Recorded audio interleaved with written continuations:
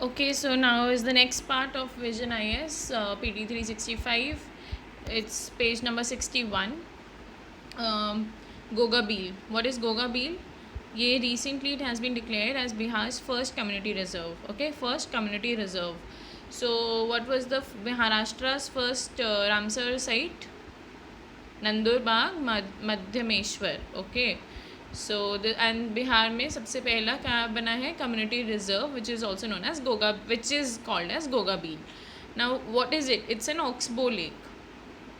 You understand right what is an oxbow lake? River meandering कर रही है, meandering करते करते साइड से there is being it's being cut off, तो वो जो लेक बच जाती है, that is an oxbow lake.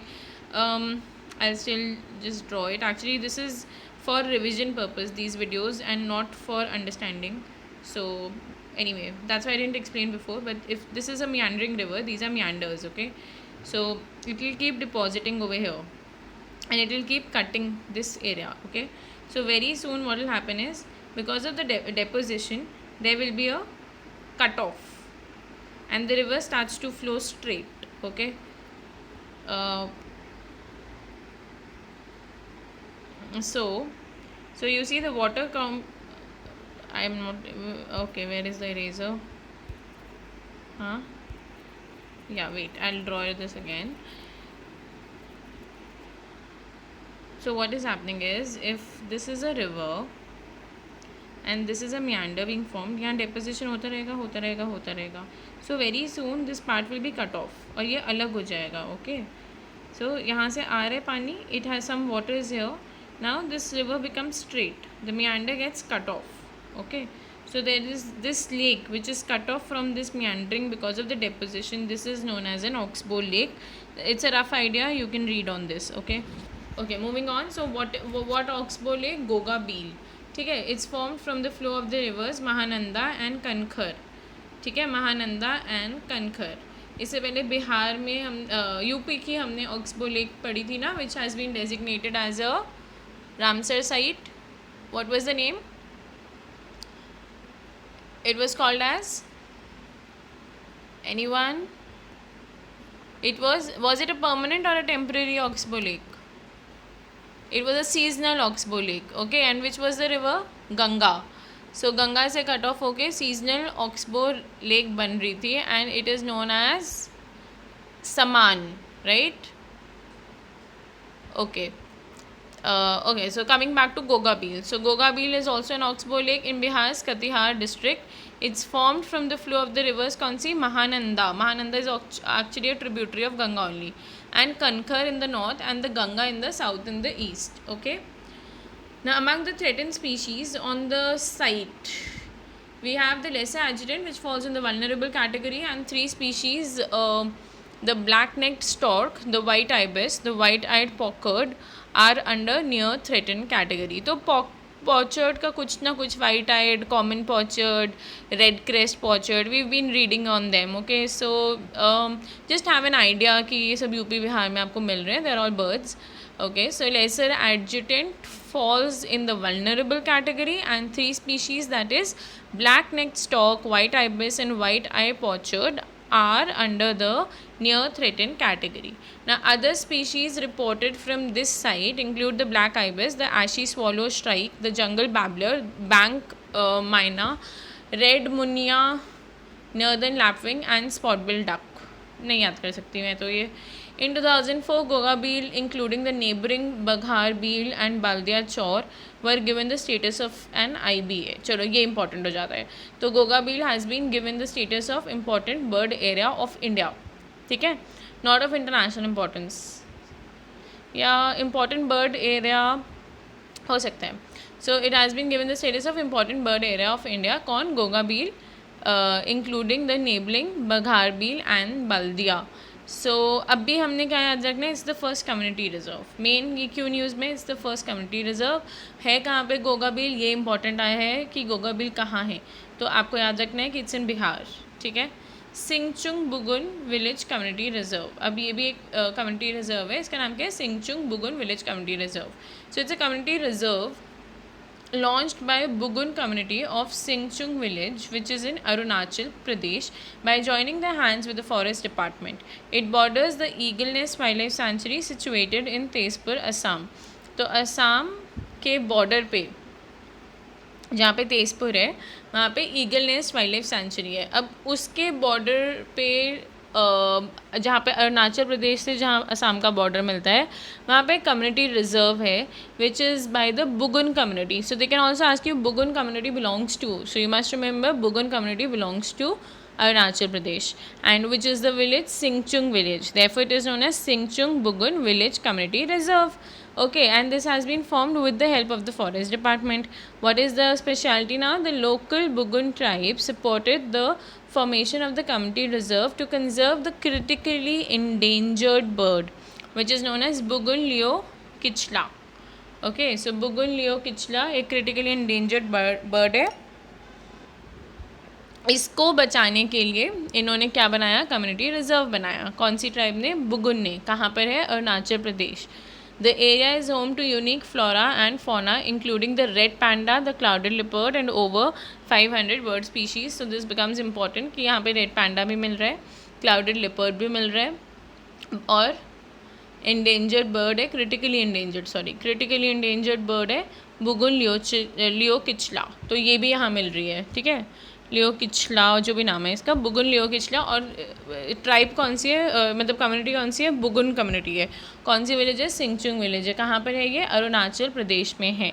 और यहाँ पे रेड पैंडा और क्लाउडेड लिपर्ड भी मिलता है. This is Singchung Bugun village community reserve which is found in Arunachal. Where is Goga Beel, Bihar.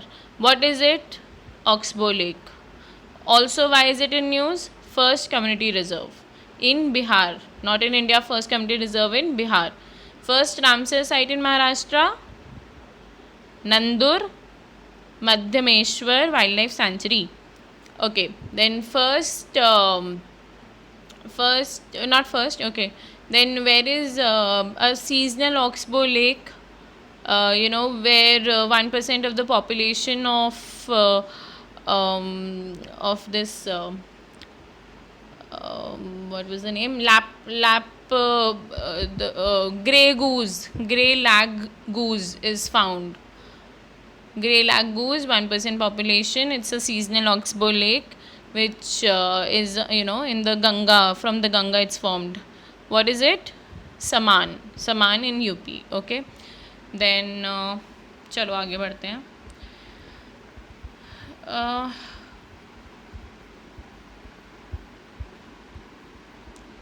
Now, it has been accorded the same legal protection as a wildlife sanctuary, and the community reserve received the India Biodiversity Award for conservation of wild species in 2018. So, it got the India Biodiversity Award. तो ये भी important है, इसलिए 2 साल से news में रह रहे है ना. क्या नाम है, सिंगचुंग बोगान कम्युनिटी रिजर्व. ठीक है, कौन सी कम्युनिटी है यहाँ पर, बुगुन. ठीक है, Singchung Bugun community reserve. Community कौन सी है, बुगुन है. और बर्ड कौन सी है जो ये बचा रहे हैं, बुगुन लियोचिला है. और एनिमल्स रेड पैंडा और आपका क्लाउडेड लिपर्ड भी मिलता है. ठीक है, जो मेन है. अब हम बात करते हैं ये CRZ रूल्स की. हमने पहले पढ़ा था ना, रामसर साइट में वेटलैंड के हमारे नए रूल्स आए हैं under the environment protection act. तो वो जो रूल्स आए हैं वेटलैंड में, उनमें CRZ में जो प्रोटेक्टेड एरियाज़ हैं उनको इंक्लूड नहीं किया जा रहा. पढ़ा था, याद है. ओके, तो अब कौन है जिनको नहीं इंक्लूड कर रहे हैं हम वेटलैंड रूल में, ज़रा उनके बारे में भी पढ़ लेते हैं. बट उसके पहले ये क्या है, CRZ rules are eased for the blue flag beaches. Okay, तो ये न्यूज़ में था. Environment Ministry has relaxed the coastal regulation zone rules that restrict construction near the beaches. This has been done to help the states construct infrastructure and enable them to receive the blue flag certification. तो blue flag certification के लिए कुछ infrastructure build करना पड़ेगा, तो उसके लिए they have eased the rules. Now just a second, yeah. So they've eased the rules for blue flag certification के लिए, जिससे कि इंफ्रास्ट्रक्चर क्रिएट हो पाए. कौन से रूल्स रिलैक्स करें हैं कोस्टल रेगुलेशंस। अब थोड़ी details soon low. What is Blue Flag Beach? It is an ecotourism model. The certification is accorded by the Denmark-based foundation FEE, Foundation for Environment Education. So they can ask you what is Foundation for Environment Education. मतलब ये थोड़ा news में ज़्यादा रहा है तो please remember this. Foundation for Environment Education कहाँ का है? डेनमार्क बेस्ड ऑर्गेनाइजेशन है with 33 stringent criteria under 4 major heads for the beaches. क्या? एक तो environmental education and information, then bathing water quality कैसी है वहाँ पे, environment management and conservation and environment management and conservation and safety and services. Okay, मतलब 4 rules हैं. क्या क्या हैं? 4 ब्रॉड कैटेगरीज या मेजर हेड्स कह लो फॉर द बीचेस, जिनके मुताबिक उनको ब्लू फ्लैग सर्टिफिकेशन मिलेगा कि नहीं मिलेगा. तो उसमें एक तो आ रहा है, कौन दे रहा है? Foundation for environment education FEE. तो उन्होंने 4 क्राइटेरिया बनाए हैं. क्या है वो? 33 क्राइटेरियाज हैं, लेकिन 4 मेजर हेड्स के अंदर आते हैं. सो ब्रॉड कैटेगरी क्या है? Environmental education and information. लोगों को क्या है? ठीक है. बेदिंग वाटर क्वालिटी वहाँ पे कैसी है? Bathing water quality, environment education and information, then environment management and conservation. ठीक है. तो एनवायरमेंट मैनेजमेंट किस तरह से हो रही है, कंजर्वेशन क्या हो रहा है. ठीक है. And safety and services. तो 4th क्या है? Safety and services. 3rd क्या है? Environment management and conservation. 2nd is bathing water quality and environment education and information. तो ये 4 ब्रॉड कैटेगरीज है of the 33 criteria for blue flag certification. Now it requires beaches to create certain infrastructure, example portable toilet blocks, grey water treatment plants, a solar power plant, seating facility, CCTV surveillance, ये सब चीज़ें वहाँ पे होनी चाहिए, तभी आपको blue flag certification मिल सकता है. और क्यों, क्या फ़ायदा होता है ब्लू फ्लैग सर्टिफिकेशन का? भाई इको टूरिज़्म के लिए क्वालिटी का मार्कर एक तरह से. ठीक है. However, CRZ laws don't allow construction of such infrastructure on the beaches and islands. पर हमने जो कोस्टल रेगुलेशन जोन के रूल्स निकाले हैं उसमें हम अलाउ ही नहीं करते भाई कंस्ट्रक्शन के लिए. तो earlier ministry had selected 13 beaches to compete for the certificate. तो उन्होंने बोला अच्छा बस यही सब सर्टिफिकेट के लिए कम्पीट करो. कौन कौन से? एक दीव में है Ghoghla beach, Shivrajpur beach in Maharashtra, Padubidri beach and Kasarkod beach in Karnataka. Okay, Kasarkod was in news. Why? Let me know. Padubidri and Kasarkod beach in Karnataka, Kappad beach in Kerala, Kovalam in Tamil Nadu, Eden beach in Puducherry, Rishikonda beach is in Andhra Pradesh, Miramar beach in Goa, Golden Beach which is in Odisha, and Radhanagar beach very famous in Andaman and Nicobar Island, and Bangaram again very famous, Bangaram beach, Lakshadweep. Actually all of them are famous if you've been to these places. थोड़ा गोवा वाला everybody's been, but I don't know. Miramar beach सुना है? पता नहीं. Miramar beach in Goa. Okay, so yeah, these were selected. पर अब थोड़े ease करेंगे ये लोग रूल्स. अब आगे बढ़ते हैं. Locust attack. So what is it? See, during the past few weeks, major locust attacks have been observed in several countries in Western and Southern Asia and in Eastern Africa, right? So, areas affected by locust attacks, FAO has identified 3 hotspots of threatening locust activity. One is the Horn of Africa, फिर उसको पार करो Red Sea area, then Southwest Asia. Now, in India, locust attacks emanating from the desert area in Pakistan have struck parts of, कहाँ गए होंगे, Rajasthan and Gujarat, causing heavy damage to the standing crop. In fact now also मतलब Delhi valley के border पे भी आ ही गए थे, फिर मुजफ्फरपुर वगैरह जा रहे हैं. Anyway, so locust attacks, you can see there movement, swarm bands, they are coming from the Horn of Africa and then they cross the Red Sea, so Red Sea area, then Southwest Asia, but now they've reached Pakistan and all, and from those deserts of Pakistan they are coming to India ke areas, which is your Rajasthan and your Gujarat, you know. Okay, so what are locusts? They're a group of short-horned grasshoppers. Okay, so short-horned होते हैं, long-horned नहीं होते, short, that multiply in numbers as they migrate long distances in destructive swarms. ये news में रहा है. पता नहीं होता क्या यूपीएससी को इम्पोर्टेंट लगे और किस तरह से वो कंफ्यूज करे, बट क्योंकि न्यूज़ में आए, please remember it is a group of short horned grass hoppers है, शॉर्ट हॉर्न्ड है, ठीक है. That multiply in number as they migrate long distances in destructive swarms. The swarms devour leaves, flowers, fruits, seeds. So they eat all these leaves, flowers, fruits, seeds, bark, and growing points, and also destroy the plants by their sheer weight as they descend on them in massive numbers. Now, 4 species of locusts are found in India. Desert locust. You don't have to remember the scientific name. So, desert locust, migratory, Bombay, and tree locust. ठीक है. Desert, Bombay, migratory, and tree. The desert locust is regarded as the most destructive pest in India as well as internationally, with a small swarm covering 1 square kilometer being able to consume the same amount of food in one day as 35,000 people. So imagine a small swarm can consume the same amount of food in one day as 35,000 people. तो 35,000 लोगों का खाना खा जाते हैं. कौन? ये जो लोकस्ट है, कौन से? Desert locust. So they have been regarded as the most destructive pest. So in all there are 3 breeding seasons for locusts. Winter breeding, which is from November to December. Spring breeding that is Jan to June, and summer breeding, which is July to October. और India में कौन से वाले थे? India has only 1 locust breeding season and that is summer breeding. तो summer breeding is July to October, ठीक है. और जुलाई के बाद स्टार्ट हो रही है, मतलब अभी स्टार्ट हुई है, July to October. Now is the breeding season. ना locust warning organisation, July to October, ठीक है. ये क्या है? Summer breeding. Okay. Locust warning organisation क्या है हमारे पास? कोई लोकस्ट वार्निंग ऑर्गेनाइजेशन? हाँ है. क्या ये मिनिस्ट्री ऑफ एनवायरनमेंट में? नहीं, ये ministry of agriculture and farmer welfare में है, ठीक है.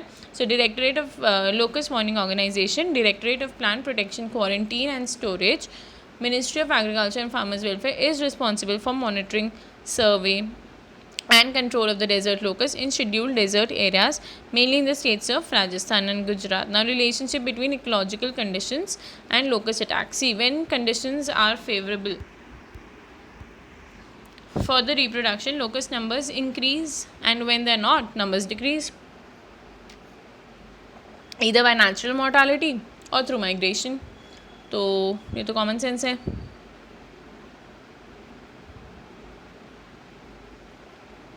Right. Okay. So for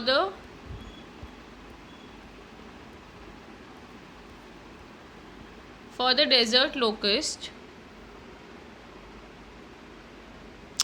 favourable conditions for breeding are moist sandy. अब डेजर्ट लोकस्ट को कैसा चाहिए? रहता डेजर्ट में, पर इसको चाहिए मॉइस्ट सैंडी और sand clay soil to depths of 10 to 15 centimeter below the surface. Some bare areas for egg laying and green vegetation for hopper development. मतलब थोड़ा सा बेयर एरिया भी होना चाहिए, थोड़ा सा ग्रीन एरिया भी होना चाहिए कि जब वो हॉपर आए तो वो डेवलपमेंट हो जाए. और एग लेइंग के लिए बेयर एरिया और क्या? Depths of 10 to 15. मतलब ये कोई नहीं पूछ रहा, ठीक है. आगे बढ़ो. As per the scientist, unusual weather patterns exacerbated by climate change have created ideal conditions for insect numbers to surge. Warmer seas are creating more rain, weakening dormant. अब प्रॉब्लम क्या हो रही है ना, अनयूजुअल वेदर पैटर्न्स है और climate change तो हो ही रहे हैं, तो वो it has created you know ideal conditions for the insect numbers to surge, to increase. तो वार्मर एरियाज जो हैं, मतलब वार्मर सीज हैं, they are creating more rain. फिर उस वजह से it's wakening the dormant eggs and the cyclones that disperse the swarms are getting stronger and more frequent. तो ये पंगा हो रहा है, ठीक है. Next we have international seed treaty. So you see, recently the Union Agriculture Minister attended the 8th session of the governing body of the seed treaty at the FAO headquarters in Rome. कुछ नहीं है, बस agriculture minister गया और कोई seed treaty है उसके उन्होंने मीटिंग अटेंड की. 8th सेशन था, ठीक है. तो मतलब फर्स्ट सेशन ही है, बस इतना याद रखो. 8th सेशन है तो ऐसे पूछ लेती है कि फॉर द फर्स्ट टाइम, ये नहीं है मतलब, ठीक है. So this was not the first session, it was almost the 8th session. You need not remember the 8th session thing, but just remember it's not the first session of the governing body of the seed treaty at FAO headquarter. And ये तो पता ही है FAO का headquarter कहाँ है? रोम में है. Okay, so the governing body sessions are biennial, that means once in 2 years. So annual session, annual meeting attend की नहीं, biennial होती है. The session sees participation of delegates from various countries, international organizations, civil societies, farmers organization, FAO officials and UN organizations. तो सब लोग आते हैं और बाइनियल सेशंस हैं, और कहाँ पे हुए, रोम में हुए। अब ये ट्रीटी क्या है, तो ये जो international treaty of plant genetic resources for food and agriculture, of plant genetic resources for food and agriculture, also known as seed treaty. चलो बढ़िया है, इसका छोटा नाम है seed treaty. It is a comprehensive international agreement for ensuring food security. Okay, so इसका motive क्या है कि we have to ensure food security. तो comprehensive international agreement for ensuring food security कैसे, through the conservation, exchange and sustainable use of world's plant genetic resources for food and agriculture. ठीक है, क्या कर रहे हैं, they are doing conservation and exchange and sustainable use, किसका, world's plant genetic resources का, food और एग्रीकल्चर के लिए। तो ट्रीटी का नाम क्या है, अब they may not ask you seed treaty, they can ask you international treaty for plant genetic resources for food and agriculture. तो यू हैव टू रिमेंबर भाई, सेम ही है सीड ट्रीटी। अभी हम गए थे और इसकी 8th सेशन हुआ, हमारा एग्रीकल्चर मिनिस्टर गए थे, कहाँ पर, रोम गए थे, और फिर वहाँ पे बातें करके आए हैं कि भाई कंजर्वेशन, एक्सचेंज और जो मोटिव है वो करेंगे। मतलब इसका मोटिव यही है कि फूड सिक्योरिटी इंश्योर हो, because food and agriculture organisation का तरफ से है ना, एक तरह से वही, मतलब जाके ये लोग कर रहे हैं अपनी conferences and all. So and meeting annual नहीं है, बाइनियल है। ठीक है, फूड सिक्योरिटी है, 2 साल में एक बार बात कर लो, बहुत है। So okay, so it envisages fair and equitable benefit sharing arising from the use of genetic resources। तो वही fair and equitable benefit sharing, ये पहले भी सुना होगा। fair and equitable benefit sharing कहाँ पर है ये, इन ये अपना कन्वेंशन ऑफ ऑन बायोडाइवर्सिटी है ना। सो CBD वाली कन्वेंशन में भी there is what is it, Nagoya और आएगा आगे। ठीक है, so fair and equitable benefit sharing arising from the use of the genetic resources, किस में है वैसे वो, ठीक है, नागोया में ही है। एक्सेस एंड बेनिफिट शेयरिंग जो भी था, है ना, एक बार जस्ट रीड ऑन इट। चलो अब आगे बढ़ते हैं। So it also recognises farmers rights subject to the national laws. किसकी बात हो रही है, सीड ट्रीटी की। तो फार्मर्स राइट्स को भी वो करता है, fair and equitable benefit sharing करवाएगा, फूड सिक्योरिटी इंश्योर करवाएगा। फिर the treaty establishes the multilateral system of access and benefit sharing to facilitate plant germplasm exchanges and benefit sharing through standard material transfer agreement. तो एक agreement एक और है, वो treaty बताती है कि मल्टीलैटरल सिस्टम होना चाहिए, मतलब सारे 1-2 लोग नहीं, बहुत सारे लोग, multilateral system of access and benefit sharing to facilitate क्या, कि प्लांट जर्म प्लाज्म एक्सचेंजेस जो भी हो रहे हैं और बेनिफिट शेयरिंग जो भी हो रही है वो एक स्टैंडर्ड मटेरियल ट्रांसफ़र अग्रीमेंट के अंदर ही हो। ठीक है, सो जो भी इन्होंने अग्रीमेंट बनाया इसके अंडर ही होनी चाहिए, कहने का मतलब ये है ना। Protection of plant varieties and farmers rights act, so ये तो आया भी था पिछले साल UPSC में। A farmer is entitled to save, use, sow and resow, exchange. Okay, so a farmer is entitled to save, use, sow, resow, exchange, share or sell his farm produce including the seed of a variety protected under the PPV and FR Act 2001 except brand name। ठीक है, तो वो कुछ भी कर सकते हैं but except the brand name, brand name नहीं यूज़ कर सकता। ठीक है, the legislation is compliant to article 9 of the seed treaty. तो हमने ये एक लेजिस्लेशन इंडिया में बनाया है और ऐसे कुछ हमने अपनी मन मर्जी का नहीं बना दिया। It is compliant to the seed treaty. Seed treaty का दूसरा नाम क्या है, देख लो एक बार, international treaty for plant genetic resources for food and agriculture.